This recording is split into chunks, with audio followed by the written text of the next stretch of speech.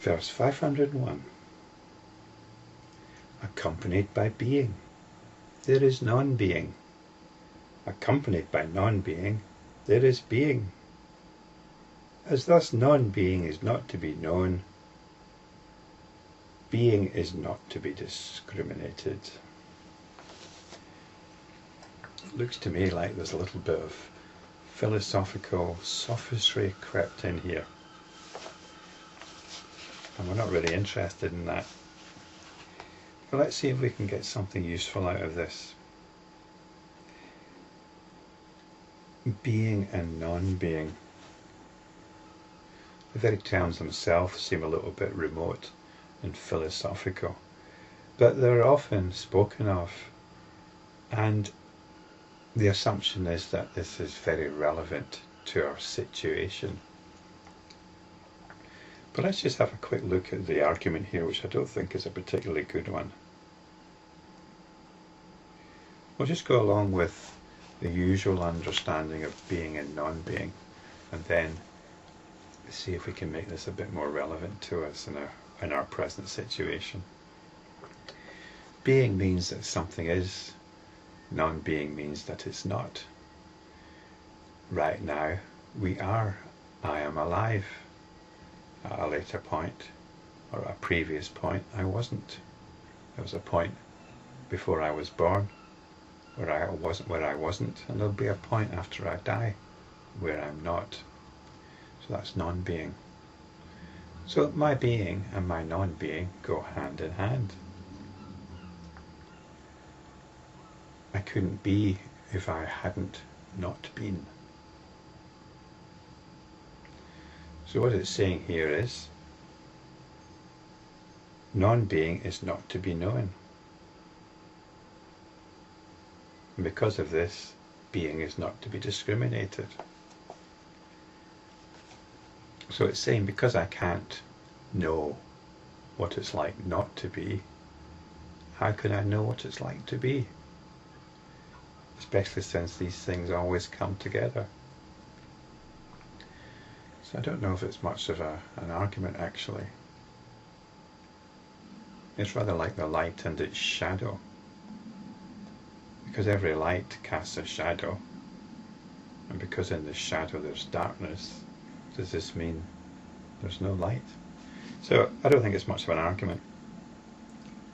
Perhaps there's some subtleties that I'm missing. But let's try and apply this on a practical level. We are actually constantly investing in being and non-being. This is what our discriminating mind does. I am a particular being. I'm not you. That's a discrimination. I have a particular skin colour. It's not any other skin colour. It's another discrimination. I am male, not female. So being is what we invest in terms of who we believe we are. I'm of a particular nationality, particular intelligence level, or I might regard myself as quite stupid. I'm not a clever person. I'm not pretty. There's a pretty person. I'm not pretty. And so on. So this all contributes to this entity that I refer to as me. So it's not a question of just saying I am like this. We also very much define ourselves by what I am not. So this is being and non-being. This fuels a sense of identity. Not just what I am, but what I am not. So the fact that I am not a woman, and I therefore have no idea what it's like to be a woman, can I therefore say what it's like to be a man? But the idea of being a man and the idea of being a woman,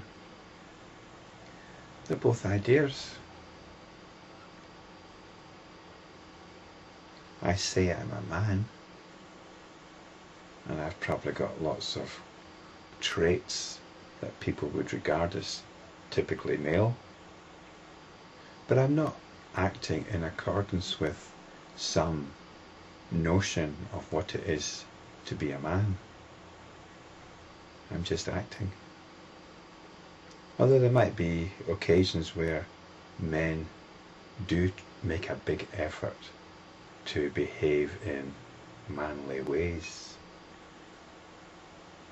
I'm a man, therefore I should behave like this. But this is then behaving in accordance with an idea. And you're not really being true to yourself. You're not acting naturally when you're acting in accordance with an idea.